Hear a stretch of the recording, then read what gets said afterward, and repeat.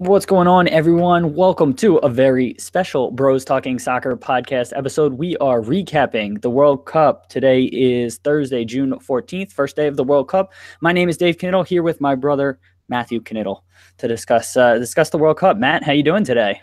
Doing great, Dave. Thanks for asking. I'm so excited that the World Cup is finally underway. Me too. I am pumped about it. If you are watching this thing live on YouTube or streaming it live on YouTube, feel free to say hello, interact with us, chime in with your thoughts as we go along here. If you're listening on the podcast, thank you for listening. But also, hey, check us out on YouTube and come hang with us while we record this thing. Before we talk about today's action, wanted to talk about two quick things for you, Matt. Spain fired their coach, Lopetegui, I think is how you pronounce that, 2 days before their first match, 1 day before the World Cup started. What'd you make of this whole situation?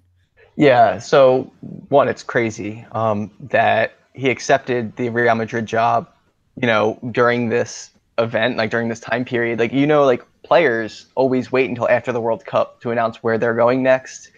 Not always, but a lot of the time, especially with the big names, they don't like to be distractions for the World Cup. And seeing this from a coach being like the ultimate distraction where like all the eyes are on him, it's just something I wasn't expecting. But I don't know how it's going to affect Spain and like how important the national team coach is actually going to be. I was talking to one of our friends, Christian Sandler, last night. Oh. And when we were talking about that, he was like, whatever, just put an ES to his coach. They'll be fine. Yeah, that is a good point. And forgot to mention it, but we have another brother, Christian, who couldn't be with us today. He's he's got a real job making real money like an idiot. But he's the one who texted, and the day before he texted about Mbappe being out of the World Cup. So I didn't believe him when he first texted about it. I was just like, is this another Mbappe situation? But no, this is legit. And just so weird. It's so weird. And I'm sure we'll talk about it more on our normal podcast I thought on he said Sunday. he was fine. Yeah, Mbappe is fine. So what I was saying is Christian said that Mbappe's out, and so like then he wasn't. And so I don't believe the news that he texts anymore because he's always reading trash news sources. So I didn't believe him that Lopetegui was actually out, but no, he's legit gone. Yeah. Okay, So I didn't see what you were going there. I thought you were just saying like Mbappe. I didn't realize you were connecting that to the Spain story. Okay. yeah, it's all connected. It's all connected. The last thing I wanted to talk about before we talk about today's game was that last night, just getting pumped for the World Cup, doing some research and things like that, stumbled into this post from the BBC about Russian train conductors being trained in how to smile, because I guess in Russian culture, smiling isn't seen the same way it is in some of the Western cultures. It's not really a friendly thing, and I think the younger generation and some other people feel differently, but maybe the older generation. And so this video that they put out was so just weird. And Matt, I think you saw it as well. But what'd you make of that? Yeah, it was something I had no idea about in Russian culture, about the smiling, and I don't know how much of a difference it makes in like the culture. Like, hey guys, we're all going to smile to the tourists and everybody that's here for the World Cup. It's just if smiling's not in your culture, I don't understand why it's like you can't just not smile.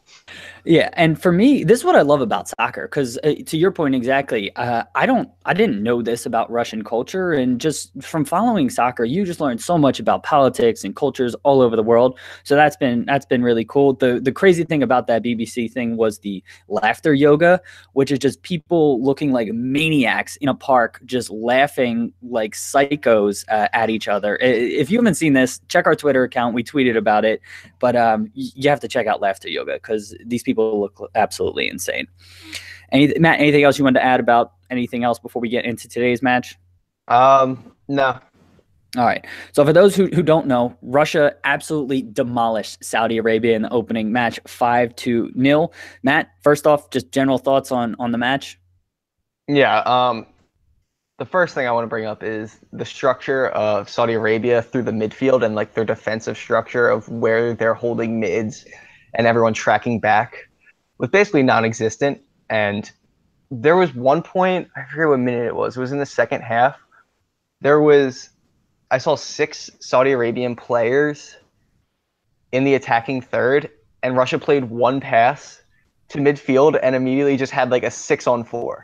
And it just took one pass, and it just continually was happening. But I could just think of like this one example where like it was just so easy to pass through the lines and just get the counterattack going. Yeah, and so I'm trying not to let recency bias kind of set in, but this Saudi Arabia team looks like it's the worst team I can remember. Maybe like that North Korea team that absolutely got demolished. I think that was back in 2010. Yeah. They were pretty bad, but this was terrible. Yeah, Russia just we were talking about before we went on air. Russia was just competent. Russia wasn't even necessarily good, and they won 5-0. That's how bad Saudi Arabia was throughout the match. To give them a little bit of props, it looked like maybe the first 15 minutes of the first half and second half they seemed to be okay. But then the rest of the game, I don't know what the heck was going on. They couldn't complete simple passes. Their touches were terrible. They just looked absolutely god awful. Other thoughts here, Matt? Yeah, I agree with that. There was a couple times where like their touches just like the ball went 10 yards off like a center back's foot, or when they were trying to rotate the ball. Usually, when you're swinging the ball through the center backs, I'm thinking like specifically about the center backs here. You're supposed to let it run or take a touch a couple yards out. And there was times where like their center back just stopped the ball on his foot instead of keeping the ball moving, and then took 2 more touches to get the ball out of his feet. And it's like at this stage of the World Cup, you can't be taking touches like this. Like the ball has to be moving so much more fluently. Absolutely. And the other thing is sometimes when there's less quality in a match, it can still be fun. So, because at the highest levels, we all love watching really good soccer, but sometimes when nobody makes a mistake, it can almost kind of be boring in a certain way just because everybody's perfect. And then there's other times where people make mistakes and the touches are bad, but it creates kind of these crazy opportunities and it's fun. I wouldn't necessarily put this game in that category. I think Saudi Arabia was bad, and it just made for just like not the best spectacle. I do want to point out Saudi Arabia's keeper. I don't think obviously the dude is athletic and he's incredibly, to play at that level, he's got to be athletic. But he looked unathletic. Like on that first goal, it obviously was a bang bang play, but it looked like he could have reached it and he just like didn't move right. And in the second half, when he made that one save on the low shot, it's like he And the wanted to, rebound came out. yeah, he wanted to Yeah, dive, but he didn't dive, and so he just like kind of bent over really awkwardly, and then yeah. he just looked weird. I don't I know if was you noticed watching. that. Yeah, I was watching with some kid that doesn't watch soccer too closely. I mean, he like knows the game a little bit, but he doesn't watch too closely. And his one of his first observations was like, "This keeper sucks," just like what he said, and it was just like, I mean, it's a valid point there. Yeah, he had some really odd moments throughout the match. And then last thing that I wanted to bring up is Golovin, the midfielder attacker for Russia. He was absolutely awesome throughout the match. Just absolutely dominated, Yeah. setting goals up. He got that last free kick goal, so he's going to be probably a player to watch for Yeah, them. And this was hopefully his yellow card doesn't come back to bite him in the ass. yeah, that was so stupid. And I want to give props to the ref. I thought he managed the game incredibly well.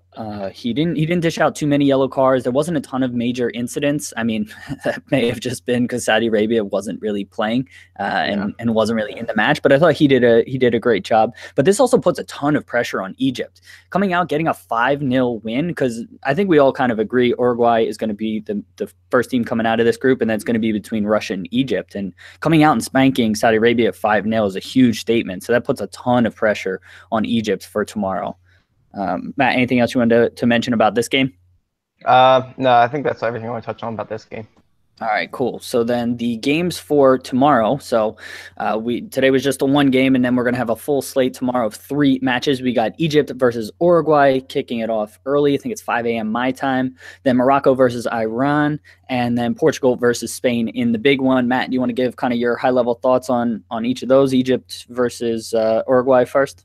Yeah, so I think Uruguay is going to be favored pretty heavily in that game. I think Egypt is solid and they can knock the ball around a little bit, but I don't know if Salah is playing. They're going to start. I said that he said he's fine, but during the halftime show, they were saying, "Oh, he might not start tomorrow." Yeah, I mean, why risk it, to be honest? I think he only recently started practicing with the ball, and this isn't the game that they need to win. If they get a draw out of it, so why risk it, Yeah, so with that being said, without Salah, I don't see them having a great chance of getting a result from Uruguay. I think Uruguay's attack should be able to, handle the Egyptian defense pretty well. The next game, Wait, next game is what's the 11 o'clock game? Morocco versus Iran. Morocco versus Iraq. Yeah, I'm excited to watch Morocco. I know they have a lot of skilled players. They have some Benati at the back. They have like a lot of the guys. The only players I know from Morocco, they all have like 5-star skills in FIFA. They all real good dribblers. So I'm excited That's to all see that how matters. exciting. Yeah, exactly. I'm just excited to see like if they're as exciting in person as what I'm building them up in my head today.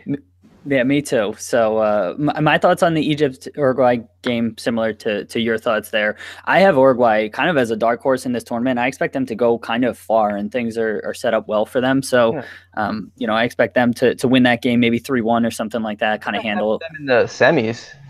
You do? Yeah, Uruguay. Wow, that's big. I don't think I have them going that far, but I could see that happening. That's what I'm trying to say. Yeah. And then the Morocco-Iran game, I mean, I've been championing on this podcast for a little bit, the Morocco cause. Still have never seen them play, but from everything I'm reading, they seem to be exciting. So I'm excited to see if that actually comes through, or if Iran, who has a pretty good defense, can sort of stifle all of that. And then the last match, Portugal versus Spain. What do you think is going to happen there, man? Yeah, with everything that's going on in Spain, I guess we're going to be able to see like if that's affecting them mentally. I would say Spain has a little bit more depth, um, but having Ronaldo who can score from anything. Portugal, I think they do have the squad to kind of support Ronaldo. I mean, they won Euros. I think their team's solid. I think that match is going to be a draw. Um, I think they're two pretty close teams, but I think they're obviously the two favorites in that group. But I have no idea how the match is going to go. Yeah, me neither. Really, I mean, I think Spain will win, even with the whole coach situation. So the guy that came in is Herrero, I think is how you pronounce his name. He's a sporting director, technical director of the team, so he is somewhat involved in the team. It's not like they went out and got somebody who's completely different to come in as coach, but it's still going to be an adjustment. And so if Lopetegui wasn't let go, and I would favor Spain kind of heavily in this. I'm down on Portugal. We've talked about in the past. Their defense is so old, and Okay. I just don't see them coming through. And I still have Morocco coming through ahead of them. But with everything going on with Spain now, I don't know what's going to happen in this match. So that just throws a complete wrench into this. I will give you, Portugal's defense is getting really old, but I think their midfield is the best it's been in the last couple of years, since probably like Deco's been around. I think this is the best their midfield has been to support Ronaldo. Yeah, and we talked about this, or we were texting about it. The Sporting players, like all the shit going on with Sporting. What is happening there? Like, is that affecting any of the Portugal players, or no? Or most of those guys not on the Portuguese roster? I think there was like four. I want to say there's like 4 or 5 Lisbon players going through that right now. Yeah. So I don't know. You want to tell people, for people who may not know what we're talking about, you want to recap what's going on with Sporting? Okay.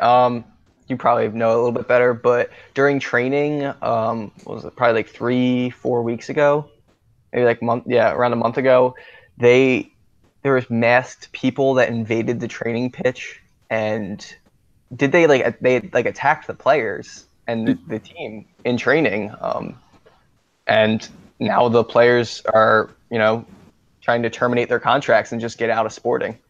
Yeah, because they didn't qualify for Champions League, right? Yep. So it was towards the end of the season. It was right when they were confirmed that they wouldn't be in Champions League next year. And then you had these hooligans come into the stadium while the team was training and basically attack and demolish things and all of that. I don't know how physical they got with the players or staff, but they were very threatening and all of that. And so I'm sure it unsettled tons of people, and you're seeing Sporting trying to deal with the ramifications of all of that. So I don't know if that's going to impact the Portuguese squad. I would think it may not, because a lot of those players aren't involved in the team. I saw a lot of the names that we were mentioning weren't actually on the Portuguese roster, but that's another thing to keep an eye out for. Do you think like what's going on at your like club level is going to impact you at the World Cup?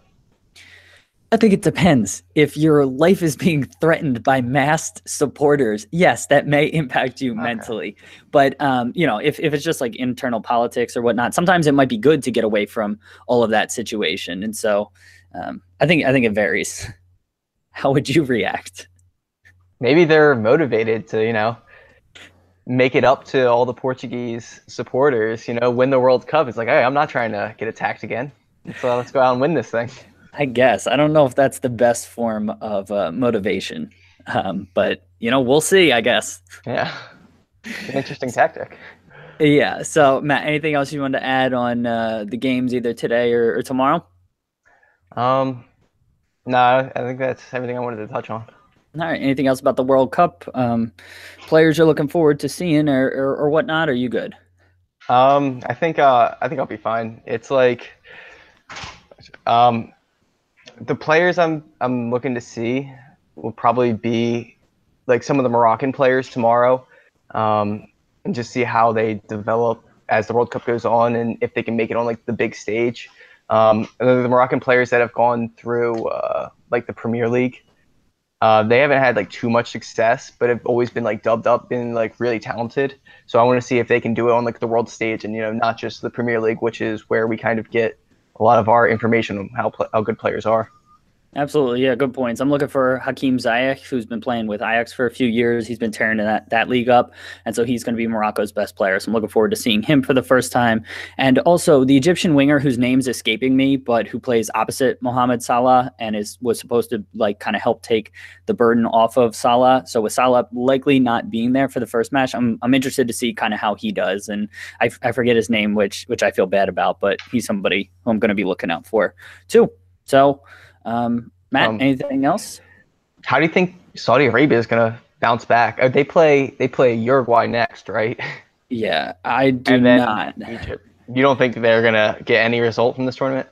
I don't think so. I mean, how can they? I mean, after 5-0, such a deflating loss, I don't see any way with them bouncing back with a fighting spirit. I mean, they certainly didn't show it today.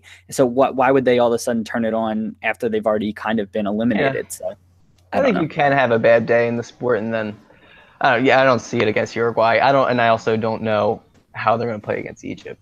Well, exactly. So I could see them turning it around if they were playing Egypt second, but the fact that they're playing Uruguay second, I just don't. I see Uruguay taking them apart, and then them just having no motivation at the end of it. That's kind of how I see all of this playing out. Would you have Egypt going ahead of Russia? So that was what I was going to ask you. So that's what I had initially. I'm going to stick to my guns, but it definitely makes me question it because I think you had Russia coming out of the group, right? Yeah. Yep. Yeah. That's looking like a good pick right now. Yeah.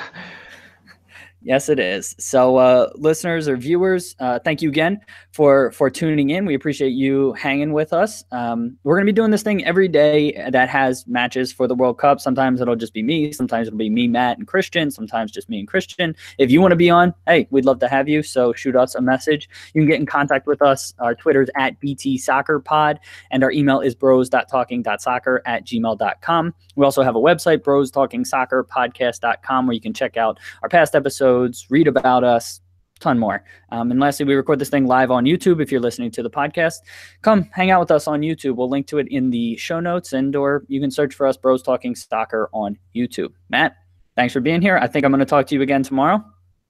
Yeah. Why? We're not going to talk later today? Yeah. Well, I'm sure we'll talk later today, but for the listeners, I'll talk to you tomorrow, and hopefully we can get Christian on tomorrow. We're pumped about that Spain-Portugal game. So yeah. Thank you. Yeah. Thank you for being here. Listeners, thank you for tuning in and watching. We will talk to you tomorrow. See ya.